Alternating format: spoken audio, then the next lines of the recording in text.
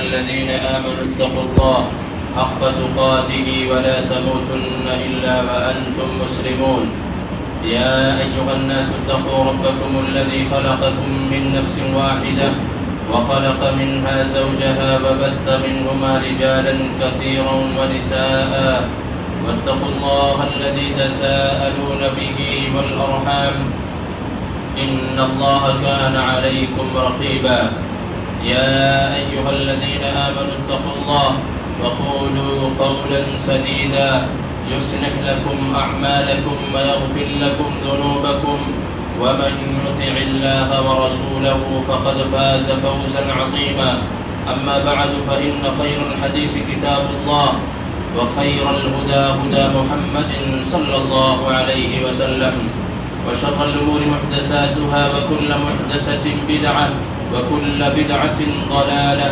وكل ضلالة في النار أعوذ بالله من الشيطان الرجيم بسم الله الرحمن الرحيم قل هل يستوي الذين يعلمون والذين لا يعلمون ہر طرح کی بڑائی کبریائی بزرگی حاجت روائی مشکل کشائی اللہ رب العزت کے لیے ہے۔ درود و سلام ہو تمام انبیاء کرام کی جماعت پر، خصوصاً آخری نبی جناب محمد رسول اللہ صلی اللہ علیہ وسلم کی ذات گرامی پر۔ حاضرین جمعہ، بزرگوں، ساتھیوں، پردہ نشین ماں اور بہنوں،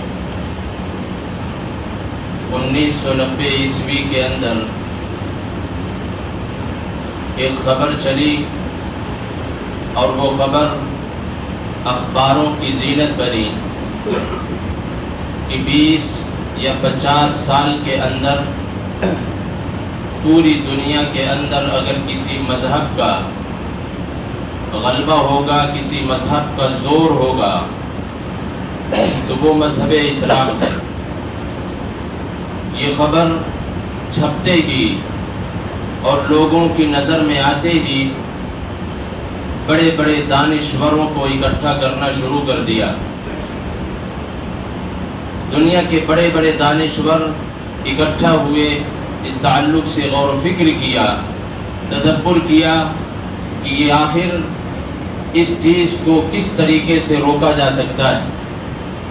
آخر کار ان لوگوں نے یہ فیصلہ کیا کہ چلو چلتے ہیں، روم کے اندر ایک دانشور ہے، ایک بہت بڑا پادری ہے، اس سے اس مسئلے کا حل پوچھتے ہیں اور جاننے کی کوشش کرتے ہیں۔ لوگوں کا قافلہ روم جاتا ہے اور اس پادری کے سامنے اس سوال کو رکھا جاتا ہے کہ آج لوگوں کے اندر بے چینیاں اس مسئلے پر ہے کہ 20 یا 50 سال کے اندر پوری دنیا پر اسلام کا غلبہ ہوگا۔ وہ پادری بہت سوچنے کے بعد اس نے ان تمام دانشوروں سے ایک سوال کیا، بڑا معصوم سا سوال کیا۔ وہ پوچھا کہ یہ بتاؤ، ان مسلمانوں کے بچے اپنے مدرسوں میں، اپنے مسجدوں میں، اپنے مکاتب میں تعلیم حاصل کرتے ہیں، یا میں اپنی زبان میں یہ کہوں کہ ان کے بچے اپنے علماء کرام سے کے پاس جا کر کے علم دین حاصل کرتے ہیں، وہاں پر علم حاصل کرتے ہیں، یا یہ کہ جو آج اسکولوں اور کالجوں کا جال بچھا ہوا ہے، جس کو ہم نے پھیلایا ہے، جس کو ہم نے لوگوں میں عام کیا ہے، دوسرے مذاہب والے نے ان تمام اداروں کو قائم کیا ہے، وہاں علم حاصل کرتے ہیں۔ تو سبوں کا جواب یہی ہوا کہ یہ تو ایسا نہیں ہے، بلکہ ان کی زیادہ تعداد ہمارے اسکولوں میں آ کر کے تعلیم حاصل کرنے والی ہے۔ ہمارے یہاں وہ آتے ہیں، 8 سے 10 گھنٹے ہمارے زیر نگرانی اپنی زندگی کو گزارتے ہیں، ہم سے سیکھتے ہیں، ہم سے جانتے ہیں، طور طریقہ، اٹھنا بیٹھنا، چلنا پھرنا، ثقافت، تہذیب، اخلاق، کریکٹر، یہ سب کچھ ہم ان کو سکھاتے ہیں، ہمارے یہاں سے سیکھتے ہیں۔ تو اس کا جواب کیا تھا؟ کہا کہ سنو، پھر جاؤ تم لوگ اپنے گھروں میں آرام سے اپنے کانوں کے اندر روئی ڈال کر کے سو جاؤ، فکر کرنے کی ضرورت نہیں ہے۔ کیونکہ یہ بچے ان سے تو پیدا ہوئے ہیں لیکن ان کے نہیں ہیں، یہ سب کے سب ہمارے ہیں۔ یہ بچے یہ سب کے سب ہمارے ہیں، یہ ان کے نہیں ہیں۔ حالات کچھ اسی طریقے سے ہیں۔ نہ جانے کتنی نصیحتیں ہم و آپ سنتے ہیں یہاں سے یا کہیں اور سے کہ دین اور اسلام اس کا ایک مقام ہے، ایک مرتبہ ہے۔ دین اور اسلام صرف یہ نہیں کہ مسجدوں میں 5 وقت کی نماز ادا کر لی جائے۔ اگر دین اور اسلام یہی ہوتا تو آپ سوچیں کہ جو مصیبتیں اور جو پریشانیاں نبی اکرم صلی اللہ علیہ وسلم کو برداشت کرنی پڑی ہیں اور جو ستم اور جو ظلم صحابہ کرام کو برداشت کرنا پڑا ہے وہ ہرگز برداشت نہ کرنا پڑتا۔ وہ ہرگز اتنی مصیبتیں ان پر نہ آتی۔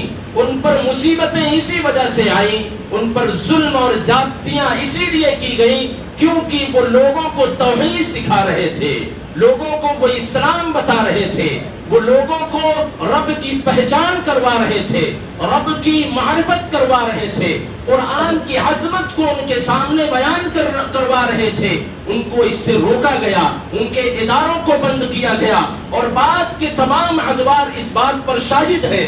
علامہ ابن تیمیہ، شیخ الاسلام ابن تیمیہ رحمہ اللہ کے ساتھ کیا کچھ اسی بنیاد پر نہیں کیا گیا۔ وہ کیا کر رہے تھے؟ کیا صرف مسجد میں آ کر کے 5 وقتہ نماز کی ادائیگی کر رہے تھے؟ گھروں کے اندر بیٹھ کر کے صرف تلاوت قرآن کر رہے تھے؟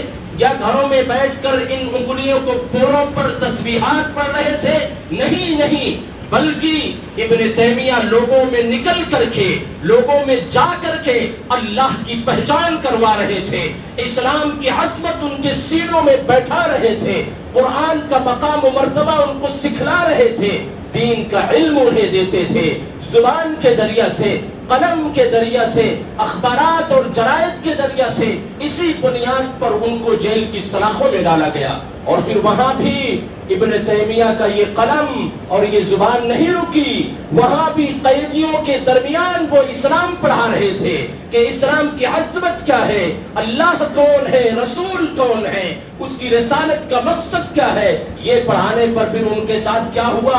ان قیدیوں سے ان کو جدا کر دیا گیا، الگ کر دیا گیا، ایک اکیلی کوٹری میں ان کو تنہا اس میں قید کر دیا گیا، اور پھر ان کے ہاتھ میں کوئلہ آیا، اس کوئلے کے ذریعہ سے دیواروں پر اسلام کے پرچار کے لیے ان دیوانوں کو جیل کے اندر جتنی تھی سب بھر دیا کہ رب کون ہے، رسول کون ہے، اس کی رسالت کی اہمیت اور فضیلت کیا ہے، قرآن کا مقام و مرتبہ کیا ہے۔ اور جب یہ دیکھا لوگوں نے تو اس سے بھی روک دیا۔ تو یہ تمام تر تکلیفیں صحابہ پر، اسلاف پر، محدثین پر کیوں آئے؟ اس لیے کیونکہ وہ دین بتلا رہے تھے۔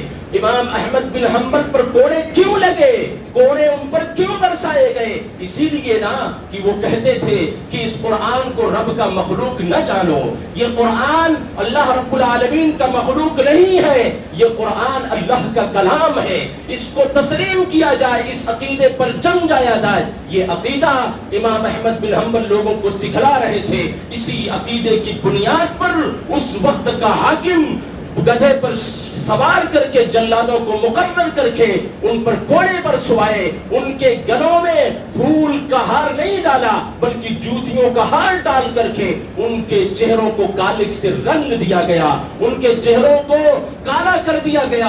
یہ ظلم کیوں انہوں نے برداشت کیا؟ اس اسلام کو لوگوں تک پہنچانے کے لیے، اس اسلام کو لوگوں میں عام کرنے کے لیے۔ لیکن افسوس ہے کہ یہ تمام مقام و مرتبہ، یہ تمام فضیلتیں، یہ تمام اللہ رب العالمین کے کلام سننے کے باوجود بھی ہمارے اندر ذرا برابر بھی ہوش نہیں آتا ہے۔ ہم اس کو جمعے کے خطبے میں سن کر کے باہر ہوتے ہی ہم دوسرے کان سے اس کو نکال دیا کرتے ہیں، کیونکہ ہمارے اندر دین کے تعلق سے نہ محبت ہے، نہ اس کی اہمیت ہے، نہ فضیلت ہے، نہ رب کی محبت ہے، نہ رب کا مقام و مرتبہ ہماری زندگی میں ہے۔ اس سے یہی ثابت ہوتا ہے، اس سے یہی کچھ ثابت ہوتا ہے، اور ستم اس سے زیادہ اس بنیاد پر ہوتا ہے کہ چلو اگر ہم دین نہیں سیکھتے ہیں، نہ ہم اپنے بچوں کو سکھاتے ہیں، تو دنیا کے اندر بہت سارے علوم و فنون ہے، اس میں ہم بہت مہارت حاصل کر لیں، اس میں ہم بہت ترقی کر جائیں، یہ بھی نہیں ہے،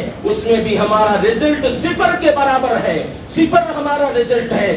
آپ اس علاقے کو چھان ڈالیں، یا جتنے کے جتنے لوگ اس مسجد میں اس وقت جمع ہیں، ہر ایک سوچے کہ اس میں کون ہے اتنا بڑا طبیب، اتنا بڑا ڈاکٹر جو اپنے آپ کو یہ تصور کرتا ہو کہ اگر ہمارے اندر سے، یعنی ہمارے عقیدے کے متعلقین میں سے، اسلامی بھائیوں میں سے کوئی اگر ہارٹ کا مریض ہوا، وہ آیا تو اس کی علاج کی صلاحیت میں رکھتا ہوں، کوئی کینسر کا مریض آیا تو اس کی علاج کی صلاحیت میں رکھتا ہوں، یا ہماری بہنوں میں سے کون ہے جو اس صلاحیت پر ہو کہ اگر کسی عورت کو ضرورت پڑے آپریشن کی تو وہ اٹھ کھڑی ہو اور کہے کہ میں اس آپریشن کے لیے تیار ہوں؟ یا کون ہے اتنا بڑا انجینئر، کون ہے اتنا بڑا سائنسداں جو دنیا کو کوئی نئی چیز دے سکے، نئی چیز ایجاد کر سکے؟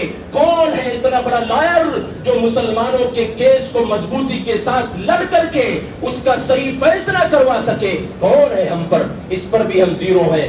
آخر پھر ہم جی کیوں رہے ہیں؟ آخر ہمارے جینے کا مقصد ہے کیا؟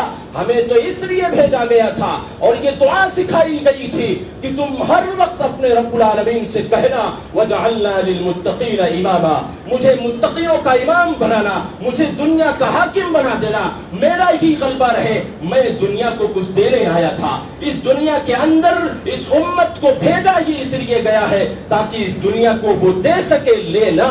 اس دنیا کے اندر ہماری بعثت کا مقصد یہ ہے کہ دنیا کو ہم سکھائیں، دنیا کو ہم راستہ دکھائیں، دنیا کی انگلیاں پکڑ کر کے ان کو سیدھے راستے پر لائیں، ان کو بتائیں کہ سائنس کیا ہے، ان کو بتائیں کہ طب کیا ہے، ان کو بتائیں کہ حقیقت میں قانون کیا ہے، ان کو بتائیں کہ عقیدہ کیا ہے، ان کو بتائیں کہ اسلام کیا ہے۔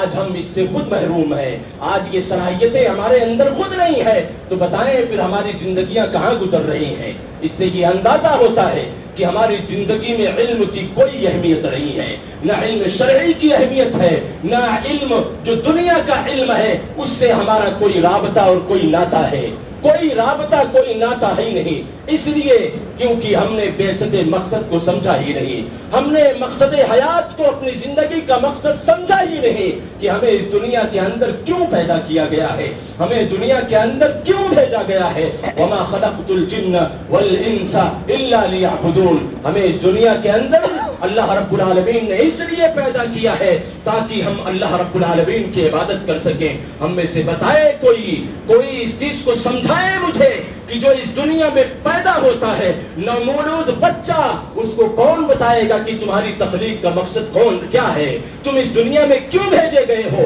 وہ اس دنیا میں آیا، اسے مقصد حیات کا علم نہیں ہے، اس کو ہم ہی آپ بتائیں گے۔ کب بتائیں گے؟ جب ہمارے پاس علم ہوگا تو اپنے اس معصوم بچے کو ہم بتا سکیں گے کہ تمہارا اس دنیا میں آنے کا مقصد یہ ہے کہ رب العالمین کی معرفت حاصل کرو، اللہ رب العالمین کی عبادت کرو، سنت رسول کی اہمیت کو سمجھو، اس کے مطابق عبادت کو انجام دو، قرآن کی فضیلت کو سمجھو، اس کی تلاوت کرو، اس کے احکامات پر عمل کرو۔ یہ کون بتائے گا؟ وما خلقت الجن والانس الا ليعبدون۔ ہم نے اپنے مقصد حیات کو سمجھا ہی نہیں، ہم نے اس چیز کی اہمیت کو سمجھا ہی نہیں۔ اس علم کو ہم نے علماء کے ساتھ خاص کر دیا، علماء کے ساتھ اس کو جوڑ دیا کہ یہ علم شرعی، دین کا علم حاصل کرنا یہ ہمارے لیے نہیں بلکہ یہ تو علماء کرام کے لیے ہے، یہ تو علماء کے لیے ہے۔ آپ کو بتاؤں، تاریخ دان نے اس چیز کو نقل کیا ہے۔ عمر فاروق رضی اللہ تعالی عنہ کبھی کبھی اپنے دور خلافت میں کوڑے یا ڈنڈا لے کر کے بازاروں میں نکلتے تھے اور تاجروں کے پاس جا کر کے ان سے پوچھتے تجارت کے مسائل کہ بتاؤ بیع و شرع کن اصولوں پر کرتے ہو، ان کے مسائل کیا ہیں؟ اگر ان میں سے کوئی نہیں بتا پاتا تھا تو ان کو سزا دیتے اور کہتے کہ جاؤ پہلے تجارت کے تعلق سے علم حاصل کرو پھر تجارت کرنے آؤ۔ کیا ہم آپ تجارت نہیں کرتے؟ کیا ہماری آپ کی زندگی میں رزق کو کمانے کے لیے کوئی سبب اختیار نہیں کیا ہے؟ تو ہم میں سے بتائے کوئی کہ ان اصولوں کو ہم نے حاصل کیا، اس کے تعلق سے شریعت کیا حکم ہے حاصل کیا؟ ایسے مسائل ہیں جن کو لوگوں کے سامنے پیش بھی کیا جا سکتا ہے، لیکن دولت کی لالچ، دولت کی اہمیت اتنی ان کی نظروں میں ہے کہ وہ چھوڑنا نہیں چاہتے، اس کو چھوڑنا نہیں چاہتے ہیں۔ اس دولت کے لیے، اس رزق کو تلاش کرنے کے لیے ساری قربانیاں انہیں برداشت ہے، موسم کی سختی، اس کی گرمی، سب کچھ برداشت ہے، رات کی نیند بھی برداشت ہے۔ کیوں؟ اس وجہ سے کہ دولت کی اہمیت ہے، علم دین کی اہمیت نہیں ہے۔ علم دین کی اہمیت ہوتی تو اس کے تعلق سے جستجو اور ہمارے اندر کوشش، طلب، امنگ اور چاہت پیدا ہوتی، اور ہم اپنے بچوں کے کان کو پکڑ کر کے، ان کے ہاتھوں کو پکڑ کر کے ایسے اداروں میں لاتے جہاں ان کو ٹھوس عقیدہ، صحیح عقیدہ سکھلایا جاتا، اللہ کی تعریف بیان کی جاتی، رسول کی رسالت کا مقصد انہیں بتایا جاتا۔ اس سے ظاہر ہے کہ ہم اس سے بہت نابلد ہیں، اس سے غافل ہیں۔ وجہ یہی ہے کہ مال کی اہمیت کا علم ہے، لیکن علم شریع کی اہمیت کا علم ہماری نظر میں ذرہ برابر بھی نہیں ہے۔ آپ کو بتاؤں، سلف میں سے بہت سارے لوگ ایسا کہا کرتے تھے کہ اگر ان بادشاہوں کو اور ان کی اولادوں کو یہ پتہ چل جائے کہ میری زندگی کتنی سکون اور اطمینان سے گزر رہی ہے، ہماری زندگی سکون و اطمینان کی کتنی ہے، تو یہ بادشاہ سارے کے سارے اور ان کی اولادیں اٹھ کر کے اسے حاصل کرنے کے لیے تلوار سے ہمارے خلاف اٹھیں۔ کس کی بدولت؟ علم کی بدولت۔ علم کی وجہ سے اسلاف کہا کرتے تھے کہ علم کی وجہ سے میں رہتا کم میں ہوں، کھاتا کم میں ہوں، ہمارے پاس کوئی رہنے سہنے کا زیادہ انتظامات نہیں ہے، ہم روٹیاں پانی میں بھگو کر کے کھاتے ہیں، پھٹے کپڑے پہنتے ہیں، جھوپڑیوں میں رہتے ہیں، لیکن اس کے باوجود بھی ان بادشاہوں کو اس کا علم ہو جائے کہ علم کی بنیاد پر میں کتنا سکون اور اطمینان سے ہوں، رب العالمین کی معرفت حاصل کرنے کے بعد کتنا سکون ہماری زندگی میں ہے، تو یہ بادشاہ تلوار کے ذریعے سے ہم سے مقابلہ کریں کہ یہ علم مجھے بھی سکھاؤ، اس علم سے ہمیں بھی آشنا کراؤ۔ یہ تمام کی تمام چیزیں موجود ہیں، یہ اسلاف کی تاریخ میں موجود ہیں، لیکن ہم اس کی طرف توجہ نہیں دیتے۔ تو اللہ تبارک و تعالیٰ کا یہ فرمان ہے وَمَا خَلَقْتُ الْجِنَّ وَالْإِنسَ إِلَّا لِيَعْبُدُونَ۔ تخلیق کا مقصد ہی ہے کہ انسان علم حاصل کرے اور اسی علم کی بنیاد پر عمل کرے۔ اس کا عمل اتنا مضبوط اسی وقت ہوگا، اس کے عمل میں نکھار اور خوبصورتی اسی وقت پیدا ہو سکتی ہے جب وہ رب العالمین کے تعلق سے وہ معرفت حاصل کرے گا، اس کے تعلق سے علم حاصل کرے گا۔ فَعَلَمْ أَنَّهُ لَا إِلَهَ إِلَّا اللَّهُ وَاسْتَغْفِرْ لِذَنبِكَ کہ لا الہ الا اللہ کا پہلے علم حاصل کرو، پھر اس کے بعد عمل کرو۔ لا الہ الا اللہ کے تقاضے کیا ہیں، اس کے شروط کیا ہیں، اس کی اہمیت کا اندازہ پہلے کرو، رب کون ہے، رب کی معرفت حاصل کرو۔ اس کے بعد اللہ تبارک و تعالیٰ نے کہا کہ تم علم حاصل کرنے کے بعد عمل کی دنیا میں آؤ، عمل کے میدان میں آؤ۔ اسی لیے اللہ تبارک و تعالیٰ نے کہا واللہ اخرجکم من بطون امہاتکم لا تعلمون شیئا، کہ جب تم ماں کے پیٹ سے اس دنیا میں قدم رکھتے ہو تو تمہارے پاس کوئی علم نہیں ہوتا ہے۔ لا تعلمون شیئا، تم کچھ نہیں جان رہے ہوتے ہو۔ کہاں سیکھو گے، کس سے سیکھو گے؟ انہی اسکولوں میں، انہی کالجوں میں جہاں تم سے شرک بھی کرایا جاتا ہے، جہاں تمہیں ان تہذیب اور ان اخلاق سے جوڑا جاتا ہے جو شریعت کے مخالف ہیں، جو شریعت کے خلاف ہیں۔ وہاں جا کر کے اگر اپنے بچوں کو ڈال کر کے 8 گھنٹے ان کے سپرد کر کے آپ اتنی بھی فکر نہیں کر سکتے ہو کہ اس دن کے اندر ہم صرف 1 گھنٹہ اپنے بچوں کو کسی عالم کے پاس بھیج کر کے، کسی بڑے اسکالر کے پاس بھیج کر کے علم دین حاصل کرائیں، اگر یہ انتظام آج آپ نہیں کر سکتے ہیں تو بتائیں آپ کے بچوں کی وہ کون سی عمر ہوگی جس میں اس کے تعلق سے آپ فکر مند ہوگے۔ ابھی یہ چھوٹے ہیں، ابھی یہ بچے ہیں، ان کے ہاتھوں کو پکڑ کر کے ہم اپنی گود میں بیٹھا کر کے ہم عقیدہ سکھلا سکتے ہیں، اسلام سکھلا سکتے ہیں، ابھی ہم ان کو سنوار سکتے ہیں، ابھی ان کو ہم راہ راست پر لا سکتے ہیں۔ ورنہ فتنے تو اتنے ہیں کہ اگر آج ہم ان کو نہیں سکھلائیں گے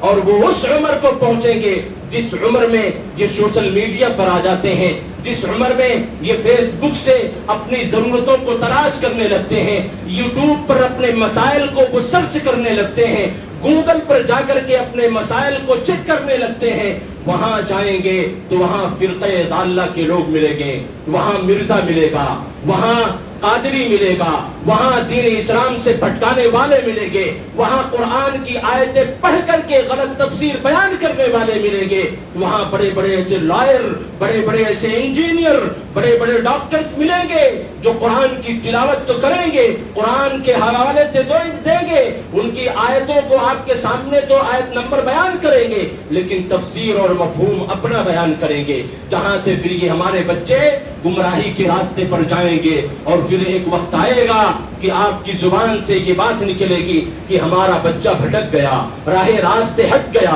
گمراہ ہو گیا، تو یہ یاد رکھو، ذہن میں اچھی طریقے سے آج یہ بیٹھا لو کہ وہ گمراہ نہیں، اسے ہم نے گمراہ کر دیا ہے، کیونکہ اللہ کے نبی صلی اللہ علیہ وسلم نے فرمایا کہ اس دنیا کے اندر جو بھی آتا ہے، اس دنیا کے اندر جس کو بھی بھیجا جاتا ہے اسے فطرت اسلام پر بھیجا جاتا ہے۔ اب اس کے والدین اسے چاہیں تو یہودی بنا دیں، چاہے تو نصارہ بنا دیں، چاہے تو مجوسی بنا دیں۔ اب ہم سوچیں، اپنے گریبان میں منہ ڈال کر کے سوچیں کہ وہ میرا بچہ اگر گمراہ ہوا ہے، میری بچی اگر مرتد ہو کر کے غیروں کے ساتھ نکل گئی ہے، تو بتاؤ اس کا ذمہ دار کون ہے؟ اللہ نے تو فطرت اسلام پر دیا تھا، اللہ نے اس عظیم نعمت کو اسلام کے سانچے میں ڈھال کر دیا تھا، لیکن اس سانچے کو توڑا کس نے؟ اس سے آزاد کر کے، اس پنجرے سے نکال کر کے لوگوں کے درمیان یوں ہی آزاد ڈالا کس نے؟ ان کے درمیان بھیجا کس نے؟ ہم نے بھیجا، ہم قصوروار، ہم اس کے ذمہ دار۔ اس لیے یہ ضروری ہے کہ اس تعلق سے احساس کیا جائے، اس تعلق سے بیدار ہوا جائے کہ آج کی نسل کہاں زندگی گزار رہی ہے، آج کے ہمارے بچے کن کے پاس بیٹھتے ہیں، کن سے علم سیکھتے ہیں، کن سے اخلاق سیکھتے ہیں، کھانے پینے کے آداب کہاں سے لاتے ہیں، ان کا پہننا، ان کا اوڑھنا، ان کی لائف سٹائل کیسی ہے، ان چیزوں کو کہاں سے اخذ کر رہے ہیں، اس کے تعلق سے ہمارے آنکھیں بند نہ ہو۔ یہ چھوٹا سا پین یہ غائب ہو جائے، اس کے لیے ہم بہت کوششیں کرتے ہیں کہ گھر کے اندر کہاں گم ہو گئی۔ ہمارا چھوٹا سا موبائل، اس کی حفاظت کے لیے نہ جانے کتنے مہنگے کور خریدتے ہیں کہ کہیں ضائع نہ ہو جائے۔ گھر کے اندر صوفہ بگڑ جائے، اس کی بڑی فکر، کوئی بچہ اس کو توڑ دے تو اس بچے پر مار بھی پڑے، اگر کوئی بلب ہمارے کمرے میں سے کوئی بلب نکال لے تو اس کے تعلق سے نہ جانے گھروں میں کتنی لڑائیاں ہوتی ہیں۔ لیکن یہ عظیم نعمت جو اللہ تبارک و تعالیٰ نے اولاد سے نوازی ہے، جس نعمت کے تعلق سے رسولوں کو رسالت ملنے کے باوجود بھی رب العالمین سے دعائیں کرتے تھے، رب هب لي من الصالحین، نبوت ملی ہے، اتنا اونچا مقام جس نبوت کو وہیں پر ختم کر دیا گیا، اب کسی کو یہ عہدہ، یہ منصب نہیں مل سکتا ہے، اس کے باوجود بھی رب العالمین سے وہ اولاد کی نعمت کو طلب کیا کرتے تھے۔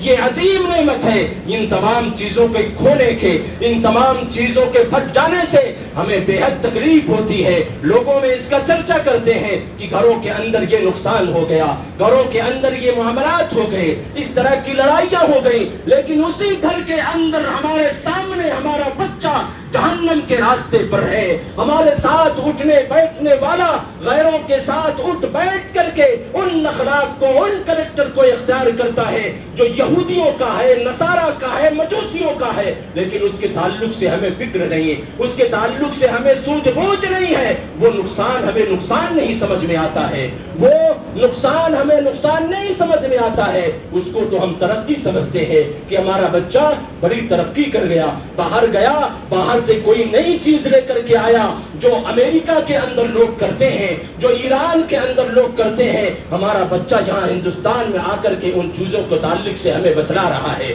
ہم تو اس سے محروم رہ گئے، لیکن بچوں نے اس تعلق سے ہماری رہنمائی کر دے۔ وَأَنفُسَكُمْ وَأَهْلِيكُمْ نَارًا، اے لوگوں اٹھو، اپنے آپ کو، اپنی اولاد کو جہنم کی آگ سے بچاؤ، ان کی حفاظت کرو۔ اگر تم ان کی حفاظت نہیں کرتے ہو تو تم باپ نہیں، تمہاری یہ شفقت نہیں، تم باپ ہونے کے ساتھ ساتھ تم اپنے بچوں کے لیے دشمن ہو، تم اپنے بچوں کو جہنم کے اندر داخل کر رہے ہو، کیونکہ یہ ذمہ داری ہمیں دی گئی ہے، اولاد ملی ہے تو اسی لیے کہ انہیں جنت کے راستے پر لائیں، انہیں دین شعور ان کے اندر پیدا کریں، دین کا علم، اس کا سوجھ بوجھ ان کے اندر ڈالے اور دینی ادارے میں ان بچوں کو بھیجے. دنیا کا علم ہے اسے حاصل کریں، اچھی بات ہے، لیکن ولد صالح کب ہم بنائیں گے؟ مرنے کے بعد یہ اولادیں ہمارے کام کب آئیں گی؟ افسوس تو اس وقت اور ہوتا ہے جب یہی پیرنٹس، یہی والدین، جب کسی کا ان میں سے انتقال ہو جاتا ہے تو وہی بیٹا جو ڈاکٹر ہے، وہی بیٹا جو انجینئر ہے، وہی بیٹا جو لائر ہے، وہی بیٹا جو رکشہ چلاتا ہے. افسوس اس پر ہے کہ ہم کسی میدان میں آگے نہیں ہیں. وہ کسی اور کا انتظار کرتا ہے کہ کوئی آئے میرے والد کو غسل دے دے، کوئی آئے میرے والد کو کفن دے دے، کوئی آئے میرے والد کو کندھا دینے کا طریقہ بتلا دے، کوئی آئے میرے والد کی صلاۃ جنازہ پڑھا دے، کوئی آئے میرے والد کو قبر کے اندر داخل کر دے. اتنا علم، اتنا شعور بھی آپ نہیں دے سکے اپنی اولاد کو کہ آپ کے مرنے کے بعد اپنے ہاتھوں سے، اپنے محبت بھرے ہاتھوں سے آپ کے جسم پر وہ ہاتھ پھیر سکے، اپنے ہاتھوں سے وہ کفن پہنا سکے، اپنے ہاتھوں میں خوشبو لگا کر کے آپ کے سر پر، آپ کی پیشانی پر، آپ کے سینے پر، آپ کے گھٹنوں پر وہ خوشبو دے سکے. اتنا بھی شعور آپ نے نہیں سکھلایا تو بتاؤ آپ باپ ہیں، آپ کی یہ محبت ہے اولاد کے ساتھ، یہ عداوت ہے. فیصلہ آپ کے ہاتھوں میں ہے، آپ فیصلہ کر لو کہ کیسی نسل آپ تیار کر رہے ہیں، کیسی اولاد اپنے گھروں میں آپ تیار کر رہے ہیں. یہ فکر کریں آپ، یہ توجہ اس پر کریں. یہ سب ذمہ داریاں کسی علماء کے سر پر نہ ڈالیں، یہ ذمہ داریاں آپ پر ہے کہ آپ اپنے بچوں کو کیا کچھ سکھلا رہے ہیں. اپنے بچوں کو کھلانے کے تعلق سے تو ہم بہت فکر مند ہیں کہ ان کو کیا کھلائیں جس کے تعلق سے ان کی ہائٹ اچھی ہو جائے، ان کا وزن بہتر رہے، آگے چل کر کے مستقبل میں کسی طریقے سے کوئی بیماری نہ لاحق ہو سکے. انہی تمام چیزوں میں سے، بنیادی ضرورتوں میں سے یہ بھی ہے کہ انہیں علم دین سکھلاؤ، انہیں دین علم سکھاؤ. اللہ کے نبی صلی اللہ علیہ وسلم ابن عباس کو اپنے سواری کے پیچھے بیٹھا کر کے کہا، اے ابن عباس، ابھی 14-15 سال کی عمر ہے، کہا انی اعلمک کلمات، میں تمہیں چند کلمات سکھاتا ہوں، میں تمہیں چند کلمات سکھاتا ہوں. سوچو کیا آج ہمارے اندر یہ صلاحیت ہے ہم اپنے بچوں کو صبح یا شام کسی وقت بیٹھا کر کے یہ کہتے ہیں کہ میرے بچے آؤ میں تمہیں اسلامی آداب بتلاؤں، میں تمہیں اسلام بتلاؤں، میں تمہیں سیرت رسول بتلاؤں، میں تمہیں سیرت صحابہ بتلاؤں، میں تمہیں صحابہ کرام کے اندر اس ایمان کے تعلق سے کیا سوجھ بوجھ فکر مندی تھی وہ بتلاؤں. یا اپنی بچیوں کو پکڑ کر کے کوئی یہ کہتا ہو کہ میری لاڈلی، میری بیٹی آؤ میں تمہیں بتاؤں عائشہ کون تھی، میں تمہیں بتاؤں فاطمہ کی سیرت کیا تھی، میں تمہیں بتاؤں کہ وہ کلثوم کون تھی، میں تمہیں بتاؤں کہ سلمہ کا مقام و مرتبہ کیا ہے، میں تمہیں بتلاؤں کہ ان کی زندگیاں کس طریقے سے گزرتی تھی. کون ہے جو ایسا کرنے والا ہے؟ اس لیے نہیں کرتے کیونکہ ہمارے پاس خود ہی علم نہیں ہے، ہم خود ہی علم حاصل نہیں کیے ہیں. بس ہم نے سیکھا ہے سینے پر نیت باندھنا، ہم نے سیکھا ہے رفع الیدین کرنا، ہم نے سیکھا ہے کسی کے تعلق سے کسی مسئلے کو لے کر کے لوگوں میں بیان کر کے اس کو بدنام کرنا، ہم نے سیکھا ہے کسی کی ایک غلطی کو، ایک خامی کو لوگوں میں بیان کر کے اس کی اہمیت کو، اس کی عزت کو گھٹانا. ہم نے یہ نہیں سیکھا کہ ہم ایسے کو پاس جائیں، علم سیکھیں، دین سیکھیں، قرآن سیکھیں اور اپنے بچوں کو بھی سکھائیں. تو اللہ کے نبی صلی اللہ علیہ وسلم نے کہا کہ ابن عباس آؤ میں تمہیں بتاؤں دین کیا ہے. احفظ اللہ یحفظک، اے ابن عباس، اے میرے بچے تم اللہ کی حفاظت کرو، اللہ تمہاری حفاظت کرے گا. اللہ کی حفاظت کرو، اللہ کی الوہیت جانو، اللہ کی ربوبیت جانو، اسماء و صفات جانو، اللہ تمہاری حفاظت کرے گا. اللہ کو ہم نے پہچانا ہی نہیں، اللہ کو ہم نے پہچانا ہی نہیں. یہ دنیا کے اندر جو شرک پھیلا ہوا ہے، دنیا کے اندر جو بدعات پھیلے ہوئے ہیں، یہ بنیاد اسی بات پر ہے کہ ہم نے رب کو نہیں پہچانا ہے. اسی لیے رب کا مقام و مرتبہ جو تھا وہاں ہم نے دوسروں کو بیٹھا دیا ہے. رب سے جو کچھ مانگنا تھا ہم غیروں سے مانگ رہے ہیں. وجہ یہی ہے کہ اللہ کو ہم نے پہچانا ہی نہیں. تو کہا کہ اللہ رب العالمین کی حفاظت کرو، اللہ کو جانو، اللہ تمہاری حفاظت کرے گا. احفظ اللہ تجدہ تجاہک، تم اللہ کے قوانین، اس کے احکامات پر عمل کرو، رب کو اپنے سامنے پاؤ گے. ہر طرح سے وہ تمہارے ساتھ مدد اور تعاون کرتا رہے گا. اللہ رب العالمین تمہارے لیے خیر کے دروازے کھولتا چلا جائے گا. اللہ رب العالمین آسانیاں پیدا کرتا چلے جائے گا. اور کہا میرے بچوں سنو، اذا سألت فاسأل اللہ، جب تمہیں سوال کرنا ہو کسی تعلق سے تو سوال کرنا تو اللہ سے کرنا. وَإِذَا اسْتَعَنْتَ فَاسْتَعِنْ بِاللَّهِ، اور جب تمہیں کسی چیز کے تعلق سے مدد کی ضرورت ہو تو مدد بھی اسی سے چاہنا، اسی سے مانگنا، کیونکہ اس دنیا کے اندر کوئی کسی کی مدد نہیں کر سکتا ہے الا کہ اللہ تبارک و تعالیٰ نے اس کے حق میں لکھ رکھا ہو. تو یہ معرفت اس طریقے سے ہم اپنے بندوں کو کرائیں. دوسری چیز یہ ہے کہ آج ہم نے جو علم دین حاصل کرنے سے اپنے آپ کو دور کر رکھا ہے، اپنی نسل کو دور کر رکھا ہے، اس کی بہت بڑی وجہ یہ ہے کہ ہم نے اقرا کو بھلا دیا، پہلی وحی کو بھلا دیا. اللہ تبارک و تعالیٰ چاہتا تو اس روئے زمین پر کوئی اور آیت نازل کر دیتا، کوئی اور حکم نازل کر دیتا، لیکن اس امت کے ساتھ خاص رحمت، خاص عنایت اللہ تبارک و تعالیٰ کی یہ ہے کہ اس نے تعلیم دی. سب سے پہلے تو کہا اقرا بسم ربک الذی خلق. اپنی امت کو اے محمد صلی اللہ علیہ وسلم خود بھی اور اپنی امت کو کہو کہ علم سے اپنا رشتہ جوڑیں، علم کی طرف آئیں، علم کی طرف بلٹیں، علم حاصل کریں. اور 5 آیتیں اللہ تبارک و تعالیٰ نے نازل کی ہیں. اس سے کیا ثابت ہوتا ہے؟ اس سے ثابت یہی ہوتا ہے کہ یہ علم، یہ نصاب کوئی دنیا کے اندر بیٹھ کر کے اسکالر نے نہیں بنایا. یہ نصاب، یہ علم 7ویں آسمان سے اللہ تبارک و تعالیٰ نے نازل کیا ہے، جس کو آج ہم فراموش کر چکے ہیں. اس علم کو آسمان سے نازل کیا گیا ہے، اس شریعت کو آسمان سے نازل کیا گیا ہے، اور نازل کرنے کے بعد یہ حکم دیا کہ اسی کا علم تم حاصل کرو، اسی کے تعلق سے فکر مند رہو. آج ہم سوچیں اتنی مساجد ہے، میں طنز نہیں کرتا ہوں، لیکن آپ سروے کر لیں جتنی مساجد ہیں ہمارے اندر آج، یہ علماء کیوں نہیں کہ ہم اپنے کے درمیان کسی کو امام اختیار کر لیں، اپنے کے درمیان کسی خطیب کو ہم چن لیں؟ کیوں نہیں؟ اس لیے کہ ہمیں مال کی طرف ہے. مالدار تو ہم بن گئے ہیں، لیکن علم شعور اور علم کی اہمیت ہمارے اندر نہیں ہے. تو یہ اللہ تبارک و تعالیٰ نے کہا کہ اقرأ بسم ربک الذی خلق. تم اللہ تبارک و تعالیٰ کے تعلق سے علم حاصل کرو. اور اسی طریقے سے بے شمار اس کی فضیلتیں ہیں، بے شمار اس کے مناقب اللہ تبارک و تعالیٰ نے رسول اکرم صلی اللہ علیہ وسلم نے بیان کیے ہیں، جس کو ہم بھول چکے ہیں. رب کی رضا، رب کی خوشنودی، رب کی جنت اسی علم شرعی کے حاصل کرنے میں ہے. اور اسی علم شرعی حاصل کرنے کی بنیاد پر اللہ تبارک و تعالیٰ ہمارے مقام و مرتبے کو، ہمارے اسٹیٹس کو بڑھاتا جاتا ہے. اس طرح کے بے شمار واقعات ہیں. ایک واقعہ جو ہماری اور آپ کی نظر میں ایک جانور ہے جس کی کوئی حیثیت نہیں ہے، جسے ہم آپ کتا کہتے ہیں، جس کی شریعت کے اندر احکامات بیان کیے گئے ہیں کہ اگر وہ کسی برتن میں منہ ڈالے تو کتنی مرتبہ اس کو دھلنے سے صاف کیا جا سکتا ہے. لیکن آپ سوچیں کہ اسی شریعت نے اس کتے کی اہمیت کو بھی واضح کیا ہے کہ جب اسے شکار کرنے کے تعلق سے، شریعت کے تعلق سے، شریعت کے مطابق علم سکھلا دیا جائے، اسے ٹرینڈ کر دیا جائے کہ شکار کس طریقے سے کرنا ہے، اور پھر وہ اس مطابق جا کر کے شکار کر کے لاتا ہے، تو پھر اسی شریعت نے کہا ہے کہ اس کتے نے جو شکار کیا ہے وہ تمہارے لیے جائز اور درست ہے کہ تم اسے کھاؤ اور پیو، اس سے لطف اٹھاؤ. یہ مقام و مرتبہ اس کتے کے اندر اس کتے کا مقام اور اس کتے کا مرتبہ کیوں بڑھا؟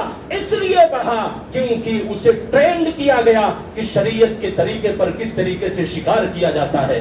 ہم آپ تو اشرف المخلوقات ہیں، ہم آپ تو خیر امت ہیں، اور خیر امت ہونے کے باوجود اگر ہمارے اندر یہ شعور، یہ احساس نہ پیدا ہو تو جتنا ستم، جتنا اس پر رویا جائے اتنا کم ہے. نہ جانے جب سے میں آیا یہاں یہ 3را خطبہ اس تعلق سے ہے، لیکن بیداری نہیں. اسی طور پر، اسی ڈگر پر، اسی راستے پر، اسی اپنے بنائے ہوئے اصولوں پر ہماری زندگی چل رہی ہے. ذرہ برابر بھی ہمیں احساس نہیں ہے کہ ہاں اس علم کے تعلق سے اہمیت کیا ہے، اس کو حاصل کرنا کتنا ضروری ہے. اگر ہم علم نہیں حاصل کریں گے تو ہم دین سے کتنا دور ہو سکتے ہیں. آپ اسی دنیا کے اندر نہ جانے کتنے ایسے ملک ہیں، آپ پڑھتے ہوں گے، سنتے ہوں گے، جہاں پر آپ دین کا علم سکھانے کے لیے ادارہ نہیں قائم کر سکتے ہیں، مسجدوں میں قرآن نہیں رکھ سکتے ہیں، کہیں چلتے پھرتے قرآن کی تلاوت نہیں کر سکتے ہیں، کہیں داڑھی نہیں رکھ سکتے ہیں، کہیں پر حجاب کا اہتمام نہیں کر سکتے ہیں.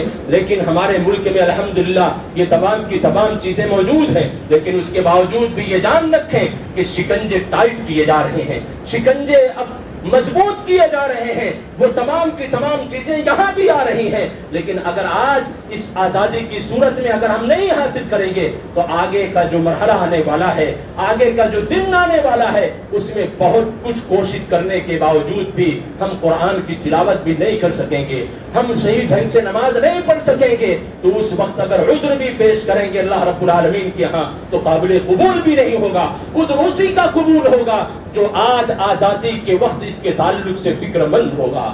آج آزادی کے وقت اگر اس تعلق سے وہ فکر مند ہوا تو اس مجبوری کی صورت میں وہ اللہ تبارک و تعالیٰ کے سامنے اگر اپنے عذر کو پیش کرے گا تو اللہ تبارک و تعالیٰ اس کے عذر کو بھی قبول کرے گا۔ اس لیے مسلمانوں، عزیزوں، دوستوں، آپ تمام کو یہ پیغام ہے کہ اس کے تعلق سے احساس پیدا کرو، بیداری پیدا کرو، اپنے سماج کو، معاشرے کو، اپنے گھرانے کا جائزہ لو کہ ہمارے بچے آج کہاں تربیت پا رہے ہیں، ان کو صحیح تربیت مل رہی ہے کہ نہیں مل رہی ہے۔ ساتھ میں بیٹھیں، کھانا شروع کریں تو دیکھیں کہ وہ کس ہاتھ سے کھاتا ہے، بسم اللہ پڑھا کہ نہیں پڑھا، الحمدللہ کھانے کے درمیان میں کہا کہ نہیں کہا، اٹھنے کے بعد اس نے دعائیں پڑھی کہ نہیں پڑھی، سونے جاتا ہے تو کون سی دعا پڑھتا ہے، کس کروٹ وہ سوتا ہے، وہ گھر میں داخل ہوا تو کون سا پاؤں داخل کیا، وہ گھر میں داخل ہونے کے بعد سلام کیا کہ نہیں کیا، گھر سے نکلنے کے بعد وہ گھر سے نکلنے کی دعا کا اہتمام کیا کہ نہیں کیا۔ ان تمام چیزوں پر جتنے مسائل ہیں ان تعلق سے ہم اپنے بچوں کو دیکھیں، اپنے بچوں پر نظر بنائے رکھیں، ان کے تعلق سے ہم بے فکر نہ رہیں، ہم بے فکر ہو کر کے نہ رہیں، کیونکہ اگر ہم بے فکر ہو جائیں گے تو یہ جانو یہ سرمایہ اور یہ نعمت ہمارے ہاتھ سے ضائع و برباد ہو جائے گی۔